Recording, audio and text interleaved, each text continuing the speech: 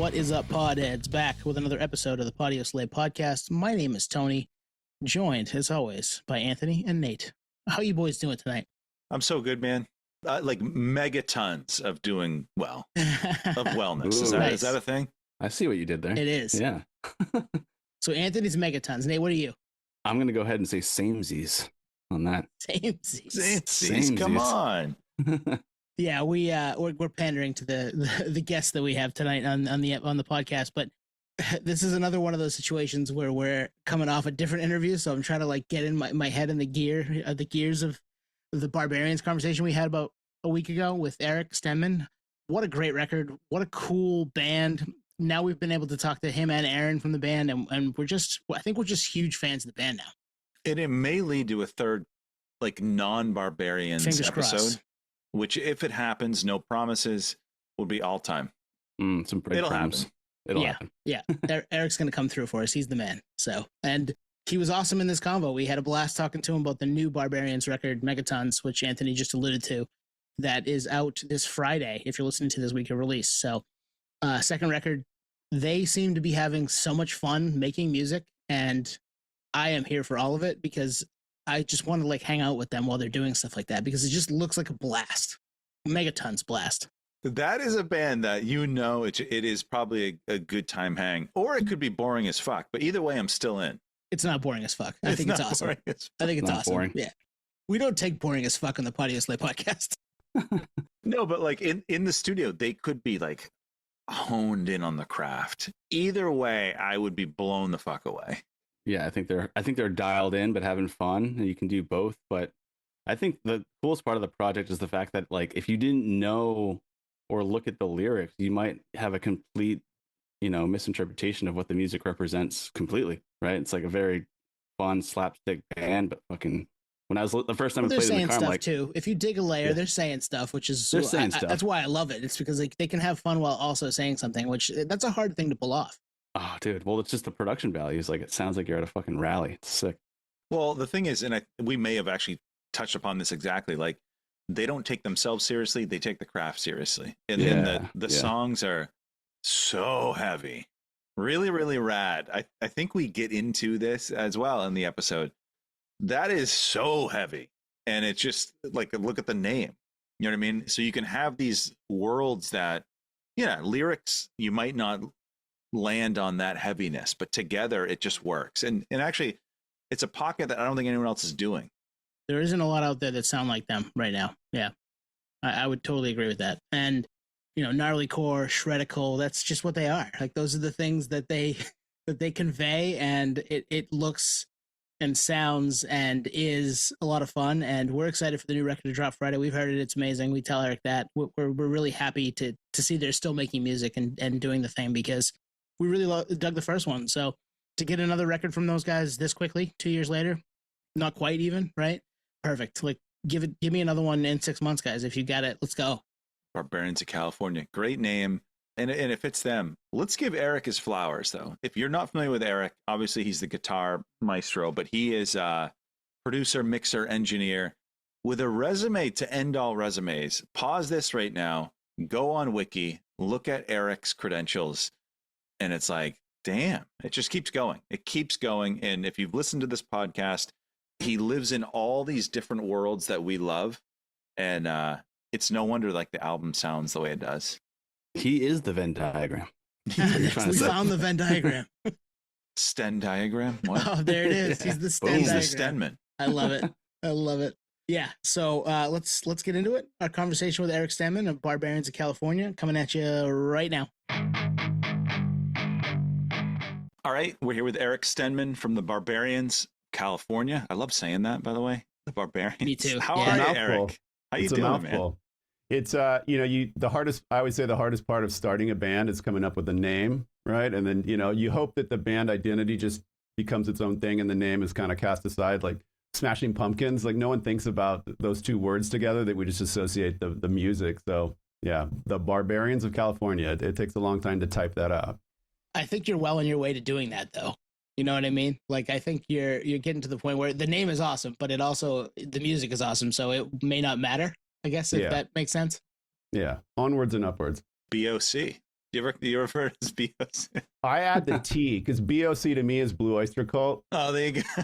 So I stay away from just the BOC, but TBoC somehow that's a little more of our identifier in my mind. But in the Bomb to a Knife Fight video, Aaron actually did tattoo Zach's leg with just BOC. That's a real tattoo, and he left off the T because he thought it's more to the point. So. That's amazing. Oh, rad. Nate's getting a BOC tat today. I'm down. Okay. I want photos. And I want evidence. I'm going to do it for him. Tone's going to do it freelance. Yeah. Add that T and charge more. Yeah. Now, we're excited to have you. I mean, we're envious, I'm sure, in more ways than just this. But Eric, you're the riff lord, one. And two, you grew up in that 90s Sacto scene, which we fucking love. So, wow. Okay. Yeah. Trivia. I missed my college graduation ceremony to go on tour with Far. It was my first Dope. tour. Sick.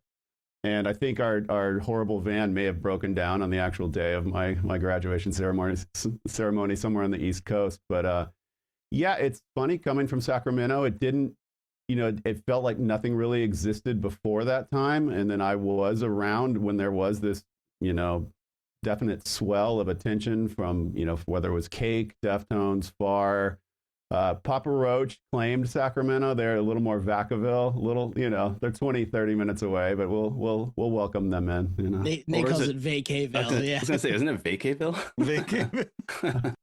Maybe that's what the tourism board would call it, try to get some attention. So, I mean, I don't think we're going to do like the whole Eric life story, but did music start, like the live gigs and all that, in that scene? Yeah. The definitely I grew up mainly in the suburbs of Sacramento, but I was very lucky to make a friend that was a couple years older. I was a skater kid that was getting into punk. He was a few years older. He was a metalhead, but he already had a drum set and a couple of guitars, and so we kind of he ushered me into the possibility of this, being able to play music yourself, and it had always seemed very distant to me, having not grown up with lessons or never was reading music, etc. So, yeah, it all started in garages in Sacramento. Damn. So you're self-taught across the board. You got some pretty insane. Anthony's like, dude, check out the Wikipedia here. Fucking sick roster of like production, engineering, all that stuff. This is all self-taught, considering. Like, yeah, I took two audio classes at a junior college, and other than that, it was internships and just grinding out the midnight shift in the free studio hours. I got an internship and was lucky enough to be able to come in after other sessions and just try to record my own stuff from midnight to 4 or 5 a.m. sometimes. And yeah, so self-taught is the key in my scenario. Just sleeping at the studio? Or not, I remember getting Del Taco breakfast burritos on the way home. Wow. At 6 a.m. to try to catch a few hours of sleep. Is Del Taco overrated or underrated?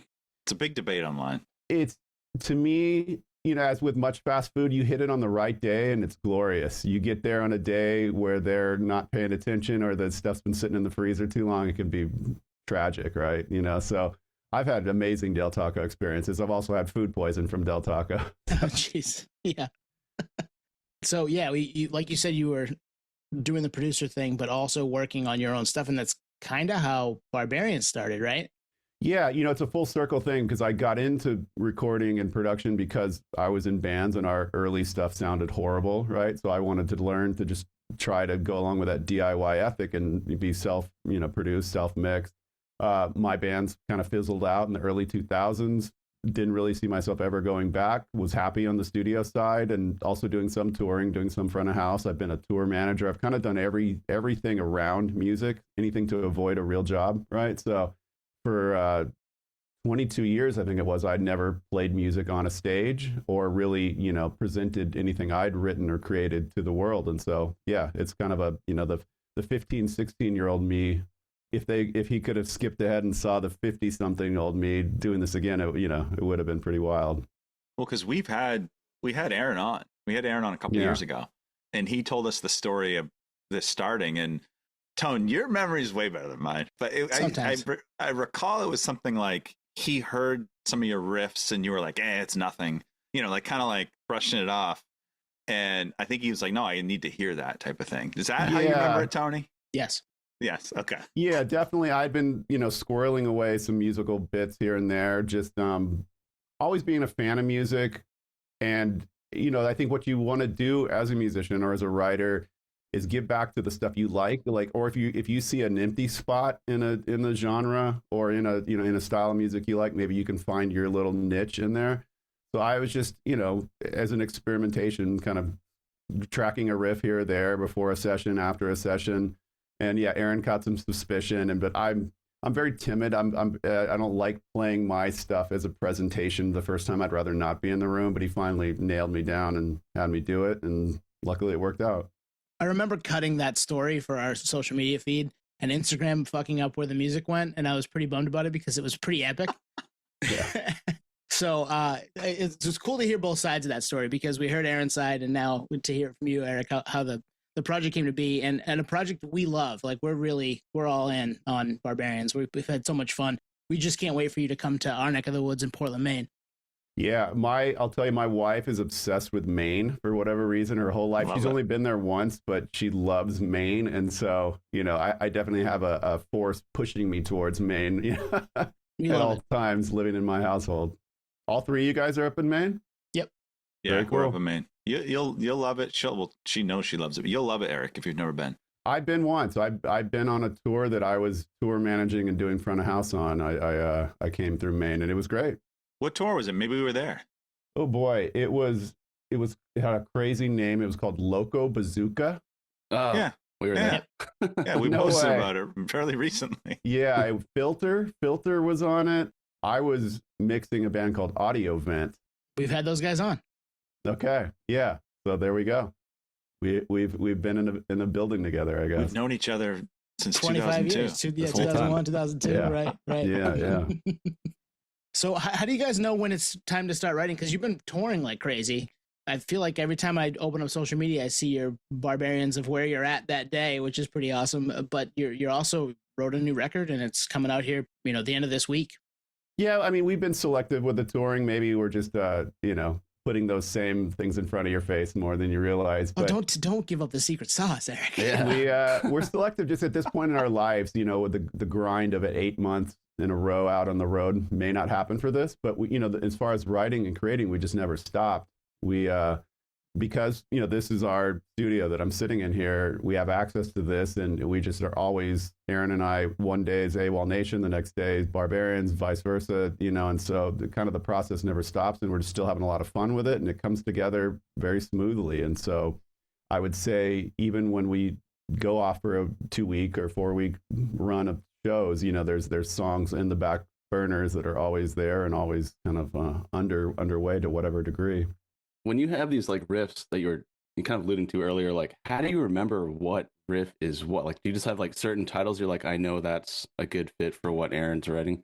It definitely can get convoluted, and you try to come up with sometimes it's just the BPM of the song, the tempo. Sometimes you come up with a dumb name that may or may not trigger the memory of which one it is. And sometimes you're definitely digging through folders on the computer, Yeah. But I guess the lucky thing is, because I have access to studios, I can usually get at least a decent scratch demo down of something. But some of them exist as voice memos on my iPhone as well. Just look like an idiot walking through a parking lot humming into my phone, if something comes to mind. I was going to say, like, it's like a bunch of screenshots. Like, fuck, where was that?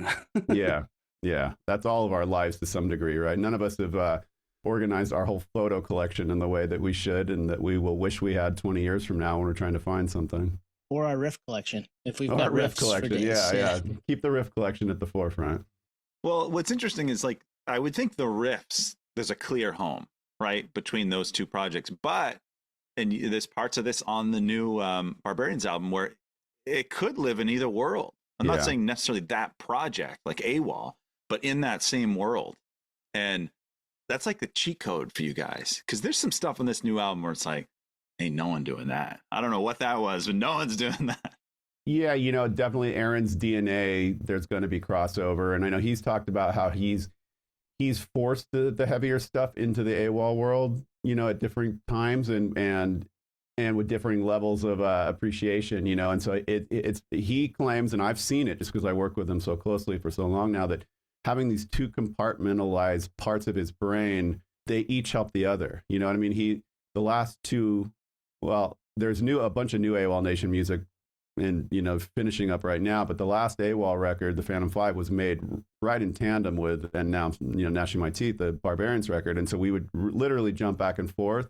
And, you know, you might think that workload would be harder, but for Aaron, it kind of just seemed easier because if he hit a you know, sticking point one spot, he would just jump into a full other mode and roll that way. So, but yeah, his DNA is in both projects. And, you know, when we started Barbarians, we for about a day or two, we made a rule: there's going to be no singing on this. This is going to stay in a scream vocal, and, you know, we broke that rule immediately. And but hey, that's the fun part of music, right? Who needs to stick to rules? Exactly. There's no rules. You make the rules. It's your project. Yeah. Yeah. Yeah. We make the rules, and hopefully somebody out in the world cares about our rules. Exactly.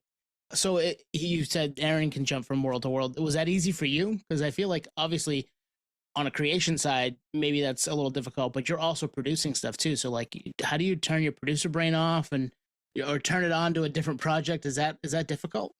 You know, once again, I think because we have been so close for so long, no, it's not. And I definitely, when we switch into AWOL mode, I bite my tongue probably a little more, you know, because that he steers that ship completely. And he asked, you know, when he asked for my input, I'm there. And I've ended up playing on AWOL records in a way that I never did going back 10 years ago. So I think there's more of a trust. There's more of a, hey, I'm going to go grab lunch. You finish this guitar part. You might play this better than me, and, you know, leave me with a guitar. And he comes back in, and maybe I got it, maybe I didn't. So the crossover, you know, we don't have a hard time navigating it, I would say. I think we almost complete each other's sentences at this point. You know, we're almost a married couple. So, so it's safe to say he sails that ship. Is that right? Ooh, dad jokes. Ding, yes. Aaron Bruno, sailing captain of the AWOL Nation, the SS AWOL Nation. Yeah. Oh, so bad. Yeah. Hey, Tony, That was can you bad. delete that? No, I'm keeping it in. Sorry, bud. So we've heard the record, Megatons, which is an incredible name. If you want to give a backdrop on that, go for it. We love the name. We're talking about it last night. It's like, it fits the album perfectly, and I don't even know why, you know? But let's talk the name, Megatons. The name. So, you know, Aaron basically names the songs, names the albums, similar to a band name, an album name, right? You're stuck with it forever. You hope you come up with something that you don't regret.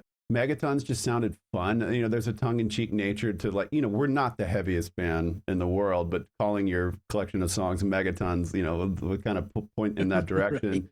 Right. I mean, one thing that solidified it was as simple as the, if you've seen the logo, our good friend Ryan Clark, we've been very lucky to have him do the graphic design on both records. He came up with the kind of the bow tie Megatons logo. And once I saw that, I said, I need nothing else, you know? Nice. So, yeah. but yeah, you know, as anyone who's familiar with this band, you know, I think everyone knows we don't take ourselves too seriously. And so, yeah, just saying we're the heaviest, you know, music you're going to hear, and it's heavy as a Megaton. You know, there's also a bit of tongue in cheek and sarcasm there, but it also looks cool on print. Yeah. Well, I love that, the tongue in cheek nature of the band as well. And like, it just seems like you guys are having fun with this whole thing. Yeah. Every minute, like you know, well, hey, look, there's times on tour where you're driving each other crazy or whatever, right? But like the creation process, both in the studio, we make these videos. You know, the other thing is we shoot them in about an hour and a half, and then our you know, our sixth member of the band, Justin Warren, who's our videographer, he, you know, then has to go and toil over the editing. But we do them quick. We look like dorks in them, and, you know, we always hope that people kind of can get the gag.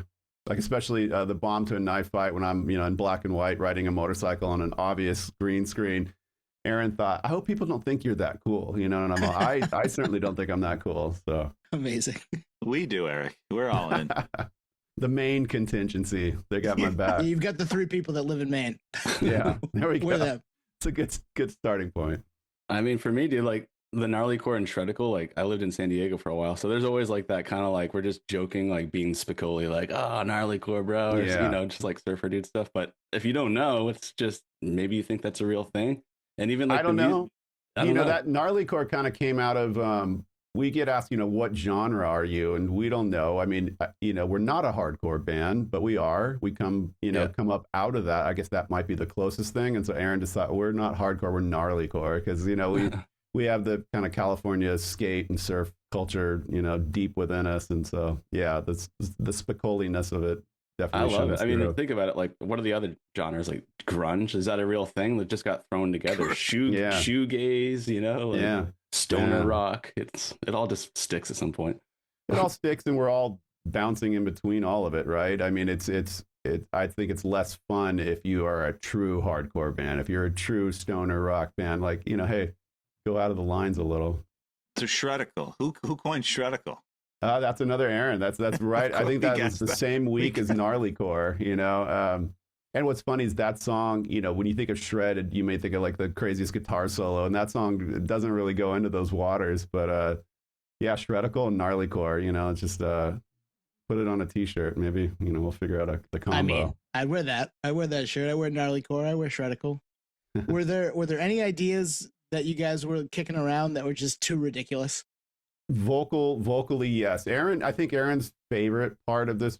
So my favorite part of the creation process and Aaron's, I think, are similar. Mine, I love getting some music to a point where it's ready to present, having a co-writer, having a, co-creator come on top of it and add something that you wouldn't have seen coming and just uplifting the whole thing, right? That's my favorite part. Aaron's favorite part is having one of these lyrical lines in his pocket, me having no idea it's coming, him telling me, okay, run that back 2 bars, hit me in the verse, and then just trying to blow me away first, right, with a ridiculous line or slogan or whatnot. So we know that if we both hit stop on the recording and are laughing, maybe we're headed the right direction, right? So yeah, I love the process of not being able to know exactly what's coming at me, and I think he loves the process of pulling the slingshot back and hopefully having the zinger that's going to, register with me first before it goes out to the world. How does having such a, you have a big legacy working with Aaron. I don't know about the other guys, if how long you've known them, but does that help? So I could think of ways it help, you've worked with them, you're familiar with them, but other ways where maybe it's limiting, but does that, it probably helps here, right? Yeah, it helps. And we have so many references that we share just from growing up, pop culture, 80s movies. And we've talked about this in other formats, but, we'll start our day with an hour and a half of just trying to one up each other with the best YouTube, Letterman performance in 1988 of nice. The most random band. And is Tony in your band? Yeah, I might do that with you guys with Conan. Yeah, that's right. Yeah, Conan. I remember the bands usually sounded quite good on Conan. The mixes. Some people really got screwed over. Just whoever was on the Union, audio guy that day just didn't get it. But Conan seemed to be a little more consistent. So yeah, Conan's definitely on our playlist. And we were going down the Howard Jones rabbit hole the other day, looking up old live performances of Howard Jones and just being blown away because I've lived with those songs, but I maybe never really had the visual of how we presented those songs live, and so that was awesome. So we're on the eve of the record dropping, and it's a cliche question, but we do like asking this of artists who have put everything together and are ready to kind of release it to the world and let everybody else have it. How do you feel right now? Very content and happy for people to get to hear it as a collection. We both records we released several singles leading up to it, which is. We have fun when a song's done. We feel like, let's put it out, right? And you can now. It used to be you would have to go into a real studio, make your record, maybe go to a different studio, mix your record, hand it off to a record label. It would sit in the queue for 6 to 8 months. Now you can finish a song and have it out in the world a week later. So, as we were building to a full length with both albums, we just were having fun releasing songs as we went. So, the downside of that is maybe a fan somewhere would love to just sit uninterrupted and hear a full 12 songs start to finish that they've never heard before. And that experience could be lacking, but at the same time, just kind of feeding the appetite of people that maybe want, happy to hear a new song and didn't know it was coming out. And here it is. It's a Tuesday and there's a new song. So I'm happy. It feels like an accomplishment to have a full second record, that's going to be out in the world. And none of it was guaranteed, especially before the first one was done. We thought maybe it'd be a song, maybe 2 songs, turned out to be an album, thought maybe that'd be the end of it. As of now, this album's coming out, and I'll tell you, we have a song or 2 started for the next one. So can't stop, won't stop. Yeah. As long as it's, feeling rewarding and fun. And hey, I know sometimes the artist is the last one to know that everyone's moved on and, everyone wants to hear that first record, but yeah, we're still having a lot of fun just with the process, and so we're just gonna keep rolling. It's got the perks too of like there's not a whole lot of pressure, right? Like no parameters. You don't have to have a deadline or anything like that. No, any deadline is basically set by ourselves, or like, when we got the Deftones tour, we wanted to release a song corresponding with that because obviously that was such an amazing opportunity. So a deadline may enter in there, but for the most part, if it, with both AWOL and Barbarians, if we can stay ahead of any deadlines and just always have songs in the can, then it helps everything. But it helps your process because you can eliminate something if it doesn't seem to match up to the rest. But yeah, just cruising. How much fun was that Deftones tour? It looked like a lot of fun on the internet. It doesn't even feel real now. It's not fair. It's not fair that we got offered that tour. It's our first tour, and the first show is in an arena in Vancouver playing to 14,000 people, and their audience was so amazing. When a band that's been around as long as Deftones, you definitely, if you're the opening act, you definitely run the risk with, a bunch of dudes in the back with their arms crossed, like say, I'm not sure about these new guys, but Deftones are on this wave where they have so many young fans that are just so hungry for music and open. And I've distinct memories of the first night in Vancouver when the lights would shift and I could look down into the crowd and just seeing 17, 19, 22-year-olds. And then sometimes right alongside their dads or moms, right? There was definitely some generational fandom out in those crowds, and such a blessing to get that tour. We'll owe those guys forever. And it looking back, it kind of seems like a dream, and I wish I could have soaked it in even more. And that's another like full circle moment, right? Because you've known those guys since early 90s. Yeah, I remember hanging out in. The memory was it Stefan's mom's garage or Chino's mom's garage when they were doing their earliest rehearsals as Deftones, and I have flyers where my old bands played above Deftones, and it's funny, they were probably already bigger than us, but they suddenly just definitely rocketed past all of us. But yeah, I've known those guys forever. We'd shared gear with them back in the day, and so it was, of course we've grown apart to a degree. Everyone's busy and doing their own thing, but it was joining back up on that tour. It kind of felt like it never, we started right where we left off. It was really great. That's a hell of a way to get introduced to touring with Barbarians. And yeah, I've heard the term project, right? Project thrown around. Maybe this is me. When I hear project, I think of like something in the studio, and it's the studio thing. When you guys started Barbarians, was touring even a thought? Absolutely not. I guess right on. Quick question, the quick answer. I mean, I guess once we had 3 or 4 songs, that's where you'd enter into, we should at least play this one time, right? Make it a little event out of it. But touring in the earliest stage is not even close. And especially just from my perspective, I have memories of watching my friends that continued, just to be in band after band, and like seeing them load their gear into the trunk of their car and thinking, boy, I feel for you guys. I'm never going to do that again. And here I am. We played several shows where I'm loading gear into the trunk of my car. Yeah. And you're not 16, 17, 18 anymore, so that's a pain in the ass. You gotta watch the back, my back's waiting to go out at every moment. I can relate there for sure. But yeah. So yeah, the record's amazing. We're super stoked for more people to hear it because we dig it. We dug the first one too. I mean, this is the second time we've had the band on. A stretch that the last 3 songs on the record, I love that stretch. Modern Fashion, Shark Out of Water, I Am the Submarine. I feel like they're all so different, but they all fit together really well. Was that intentional, that those 3 in a row that way? That's interesting. The Modern Fashion, I mean, it was all, it was definitely all planned, and care and curation went into the track listing. That's cool that you're lumping Modern Fashion in with the last 2, because the last 2 definitely were, I'm going to say project again. We ended it's basically one big song. The Shark into Submarine is really one song. We decided to do the cute thing of separating it just so that they can exist in their own way perhaps. But that was an assignment we gave ourselves. So let's do an acoustic intro, and in many ways it's an homage to our favorite 80s Metallica songs, right? And whether or not we came anywhere close, I'll let other people decide. But once again, yeah, it was just like, let's, if this is a quote unquote metal band, let's do the metal thing and have a, full on finger picked acoustic segment of a song that goes into something much heavier. And, we just kept working at it, thinking it was happening. And then we got to the finish line, and there it is on the record, made it.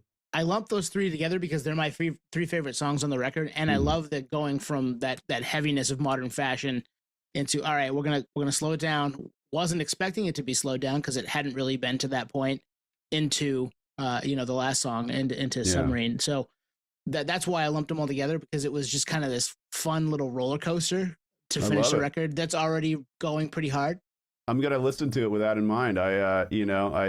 This is still new enough to me that anytime anyone cares about it, that's off in the world in Maine, I love it. And then that you care with the attention to, to think of that segue and the way those interact together. I love it. So thank you. And I'm gonna give it a new, fresh listen with that perspective. With different ears. That's what we like to say. I'm gonna listen to it with different ears. Yeah. I mean, even for us, just the process, and Twan will appreciate this, just to get that visual from what you're saying, almost like Gantt chart, like vision board, like we have these three ideas, we're going to kind of have them collide and write them in. Basically, it sounds like a few sessions. Well, and I don't know if you guys have seen the Michael movie. There's the scene where he has kind of the flashcards with all the songs of Thriller, and he's moving them around to kind of come up with the ordering. Like I'm going to use that trick. I haven't done the flashcard method, but that is a fun, it is something, and maybe there's less care put into the track listing now in the streaming world, because God knows it. Half the kids out there are just listening to a song, putting you in a playlist. They either create themselves or that has been shared with them. But there is definitely a magic to the full album. And, also earlier in the project, we weren't sure if we would make full albums, because in some ways it seems like maybe you don't need to.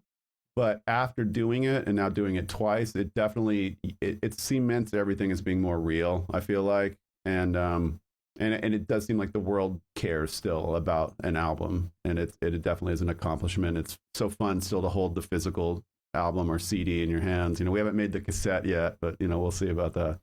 Eric, when you said Michael movie, I thought of the John Travolta movie called Michael, and I'm like, there's flashcards in that. Oh yeah, no. Where he's like an angel. I'm going 2026, Michael here.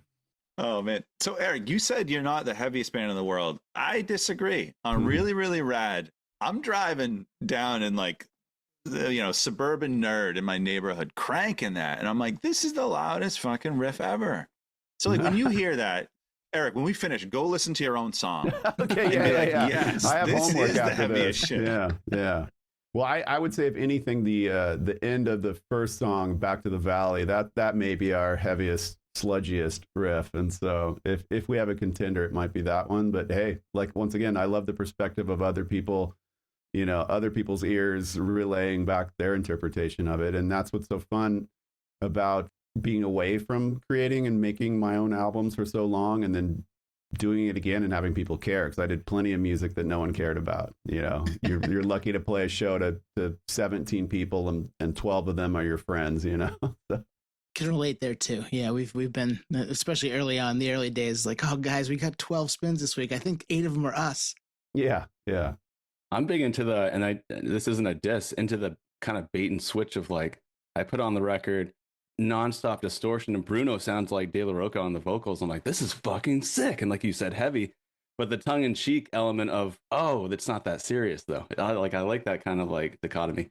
Yeah, and we worry sometimes, like, obviously we're dead serious about making this music, and we care so much, and we obsess over every tone on the record, and so it never wants to come off as a flippant joke, but at the same time, heavy music, for much of our lives has been so dark and serious, and that's awesome. Like, I wouldn't want a Slayer song to be, have too much sarcasm in it, but from our perspective, we just are gonna, get our own little corner of the market here, and throw some of that in there. And also, within Aaron's lyrics, there are things that are more serious right under the surface, but at the same time, none of us in this world, I think anyone that's too black and white and is 100% sure that they're right about any topic, that's the person I kind of doubt. And so, we're going to present that we're not the voice of full knowledge and reason here. We're going to come at it and just try to have some fun and be catchy as hell, and on top of something that's, going to hit you in the gut.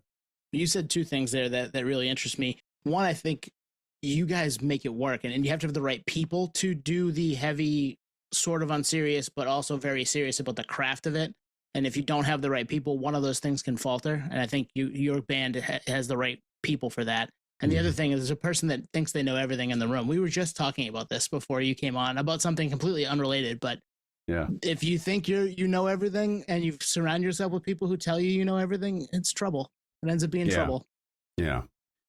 I'm not that guy. And the older I get, the more I just say, I think it was, I don't even know if this quote is real because I've just seen it on print, but Keanu Reeves supposedly said at this point in his life, if someone tells him 2 + 2 is 5, he just says, cool, man, have a good day. And I hope you're right about that. That's smart. Exactly. That's much more the zone I fall into these days. Yeah, I think like you said, you take the craft seriously, but you don't take yourselves too seriously. And I think that's the way to be. I think was like a natural balance. And I think the balance that you guys have, it works really well. Like, it's not like I don't know, I'll say the name, like Good Clean Fun. I don't know if you remember them from the, it's like not that, you know what I mean? Yeah. It's because it can teeter. You go off on that side, there's no coming back almost. But I love, like, there was a gap in my listening palette that you guys filled. Not only filled that, but like it teeters into other areas. It's like, I don't need to be in any type of mood to listen to this. At the earliest stages of creating this, that's exactly what I wanted to do for myself, is create just at least, I didn't know what the vocals would lead to, but create some music that just fell into a little crack between other things I liked, and I just saw room for it. And so if that translates into the world, my job is done, and maybe we shouldn't make another record. Maybe we should just hang it up now and, Don't do that. No, quit while it's still working. Keep working on music. We love this shit. So the end of the week, you're playing some shows. You're opening for GNR. Yeah, you're opening for Guns N' Roses the end of the week of release of this episode, and then playing Rocklahoma, and then going out for like a week, and then playing Shiprock in January. So you got a semi-busy touring schedule the rest of the year. We're playing 2 amazing festivals, Oklahoma and Louisville, and we get to open the Slayer stage at Rocklahoma, which is pinch me again. Nice. And then we are playing the Limp Bizkit Day in Louisville. So, and then in the middle of those two is the third and final, at least for now, Guns N' Roses show, and then we're doing our own headlining things in a few cities that we went through with Deftones, and then a few cities we never played before. So, and Chicago has sold out, Chicago is one of my favorite cities in the world, and to be 6 weeks out and have a sold out Chicago show is just a huge bucket list moment for me. So. Well, everything we've just been talking about the range and diversity of sound, that's translating to who you're playing with. You get GNR, Limp Bizkit, Deftones, and you did the Snapcase stuff. Like, who else is doing that? I don't know. No, it's we can't express the gratitude we have just for the universe that, has put these things in front of us. And like I said, getting Deftones as your first tour, some other band out there hates us for that, alone, just because it's not fair. It's not fair that was our first opportunity, but we hope to express that we have the sheer, we're as surprised as anyone, and sheer gratitude just for Deftones for choosing us. For then the Converge Poison the Well tour ended up being, totally awesome. Guns N' Roses. I mean, I listened to Guns N' Roses when I was 14, 15, and, would watch their show at the Whiskey or the Roxy on, my VHS tape and think, boy, these guys are wild. And, here we are. Yeah, no, and just shredding all night there between you guys and Slash, like guitar lover's dream. Yeah, we played with them one show so far in Florida, and I rode up in the elevator with Slash. So. Sick, nice. Do you know who you were? I don't believe he did. Eric Stenman, right? I don't think so. But we heard later that Axl watched us from some balcony, watched 2 or 3 songs, and thought it was cool enough. So that's all. I'm just going with that story, whether or not it's even true. It came from a reputable source, and so I'm going with it. I love that. Yeah, nice. It's just you can always put that feather in your cap. Axl was supposed to play Portland, Maine, 15 years ago, Nate, and just didn't show up, and we were really bummed. That we was had tickets. Peak Axl not showing up. Yeah, yeah, it was like 2005, 6, maybe. Yeah, something like that. 15, 20 years ago. Yeah, we remember those stories. He appears to be having a blast nowadays. He's out and doing it and showing up on time, and all is well. Well, the cool thing about that tour is you're going to be playing in front of a lot of people that probably don't know you, right? And I'm going to put myself in, like, say I'm 60 years old.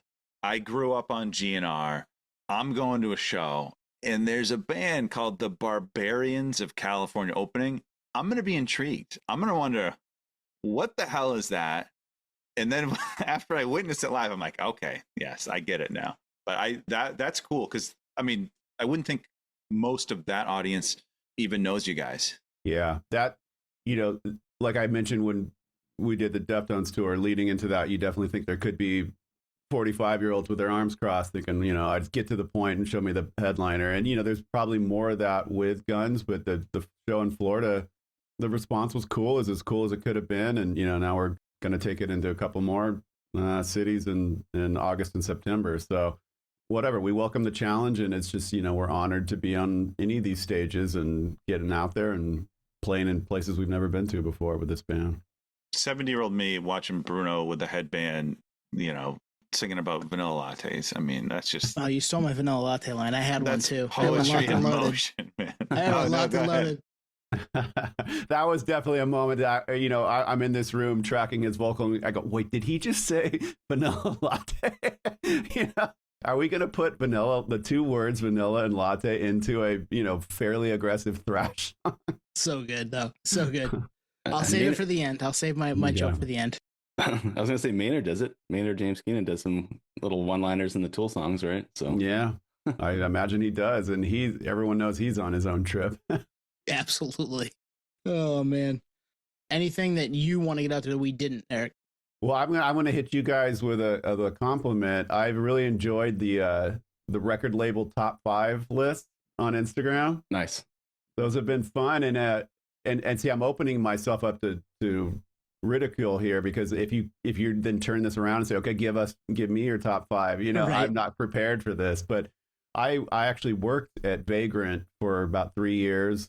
Oh wow. And I was there during kind of maybe just after the high point of the Vagrant takeover of, all things punk, emo, whatever you want to say. But those have been fun. So the Vagrant one, registered close to my heart. And then Ferret was cool.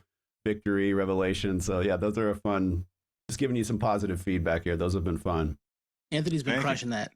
They're fun to do. And a little behind the scenes inside baseball. I don't know what I'm going to say about the records until I hit that button. It's whatever comes to me. Yeah. Freestyle and Jay-Z style, you're just going with it. And then you make you one word the wrong way, and the comment section is like, you're an idiot, you're an idiot, you're an idiot. Well, and I know you've hedged your bets a little when you do the ties, that's kind of but how much time do you go into creating the 5 though? What I'll do is off the dome, I'll think of like my top 5 right off the dome. I'll write those down, and then I'll search the web and look at the full discography. There's like All Music, and you can go on Discogs, and sometimes the Wikipedia for labels is good. And then I'll add them, and then it's clear cutting. It's like, yeah, I love that record. Is it top 5? No, nope. And then just keep slashing. /GNR, just yeah. It's brought up something interesting to me, because I think throughout especially the 90s into the 2000s, record labels were so important, right? It gave you such a head start. If you were signed to the correct label, you were suddenly a cool kid. If you're on Sub Pop, or if you're a hardcore band and you're on Victory or Revelation, you had such a head start over the guys from the next city over that weren't. And that's gone away, I think, for the most part. I mean, I know some labels still are cohesive and doing their thing. And it's good and bad for bands, because on one hand, I think the gatekeepers are somewhat removed now, and it's just kind of fair game, up to you to get the attention. But I do have a nostalgia for the times with like Discord from DC. Anything that came out on Discord, I would give a chance to, right? And Sub Pop was that way to some degree. Definitely a label like Revelation, me and my friends knew everything that was coming out on Revelation, and we liked some more than others, but it definitely was a starting point of something to pay attention to. So it's interesting that and maybe I'm wrong. Maybe there are current day labels that you could still do the same project for the same task that you've set up for yourself, but it does feel different to me. What do you think about that? I think it's completely different. And I think the gatekeepers are still there. They're just different gatekeepers. They're social media. They're the algorithm. Some maybe not even a real person. It's just what you're doing is not feeding into what they want to put out there. So, but yeah, I think and there are still a couple record labels that are crushing it, and on the indie side too, right? I mean, you've got Pure Noise and a few others, but it's cool that there's still a way to do it. But it's also cool that you can just make music, put it out, and if it's resonating with people, it's gonna hopefully catch on, and more people talk about it, and you don't necessarily need the label. Yeah, Yeah, you know, we haven't worked with like an established label yet, and we're open to it, but we haven't so far felt the necessity. You know what I mean? So if it comes together and it makes sense, great, let's jump in. But at the same time, we didn't want to wait around really, you know, and play that game, and so far we haven't had to, so it's cool. Well, it's a sweet spot too, because you don't have the obligation. And it used to be like, even if you get on a cool indie, it's sick, right? Because you're with some of your peers, maybe like we were just talking about labels we like all really respect. But then you still have to sell your soul to the devil to be on distribution. So then you're still signing to like an Epic or, you know, call it just one of those big labels to just get your records out there. But that's not necessarily the case with digital. If you know want to just go straight to consumer, with the exception of touring. But I have many memories of, you know, being in bands in say 2001, and you get on a tour and you're playing in, you know, Fort Lauderdale, Florida, and you go to the local record store and you're nowhere to be found, right? Because you know, you're not a big enough thing to hit the distribution and to get copies throughout the country. And it's easy to think, what are we doing here? You know, we're killing ourselves, and no one can even buy our music if they want to. You know, where now that's the, you know, you say what you will about streaming, there's negatives and you could critique it, but it is amazing that anyone in the world can dial in your song anytime. It's just up to you to get that attention, but you're there waiting. You know, you're there waiting for the world. And I'm a big enough nerd that I love looking at the back end of the streaming and, you know, seeing that we had 14 listeners in Cambodia this week. You know, nice. That's fun stuff for me. Yeah, I think for you guys, you certainly don't need it. Like the things you've accomplished, there are other bands that would need a label for that. Like, so I think it's probably the right move. Although, like the Rev logo on the back of a Barbarians LP would look pretty sick. Yeah. No, trust me, the 16-year-old in me would have died for that R. Well, you've produced stuff for Rev. Yeah. I've crossed paths and know a few people that have worked there over the years, and so it's all circular. Well, this has been great. Well, I appreciate you guys, and keep those top fives coming. And I'm a big podcast fan, so I love doing these. I'm here waiting if we ever want to do it again. Well, so here's the thing. We were talking about this last night. We'd love to like deep dive that early 90s or that 90s Sacto scene with you at some point. Yeah. No, we could even, I mean, I don't know how involved we want to get. I'm still really good friends with Sean Lopez, who was in FAR. He was in SOC. He's, you know, now does sometimes touring with Deftones. He did Crosses with Chino. I think he was in Team Sleep too, right? Maybe.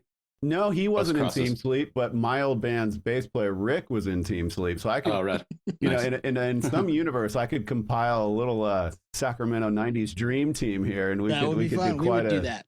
We had a list too, like Jeff Irwin, or you know, a bunch of these names. Yeah, I have a text group with Sean and Jeff and a couple of the other Willhaven guys that daily we're blasting each other, and you know, you're at the top of the list. Whoever you want to bring, we won't say no. Yeah. Hey, stay in touch. Let's consider that. That would be fun. We have plenty of stories that may or may not. You know, we may not want them to see the light of day, but there's a lot. We can always edit them out if they get a little crazy. Trove. Yeah. We can always clean it up if they get a little too crazy. Well, Eric, this has been a blast. Megatons is out later this week. If you're listening, we can release, and we've had a lot of fun, and we know we have to get you out of here for another one here in a couple minutes. So we're going to give you a few minutes back. Go grab your vanilla latte and head to your next board meeting. All black coffee today. Nice. You know, keeping it responsible. Give you time to go back to the valley, Eric. Yeah, right over there. All right, thank you guys. Have a great day. Thanks for having me. Thanks, you too, man. Thank you for listening to Podioslave. We are at Podioslave on X, Instagram, TikTok, all of the places that you can find us on social media. It's at Podioslave. We are Podioslave Podcasts on YouTube. Subscribe to us there.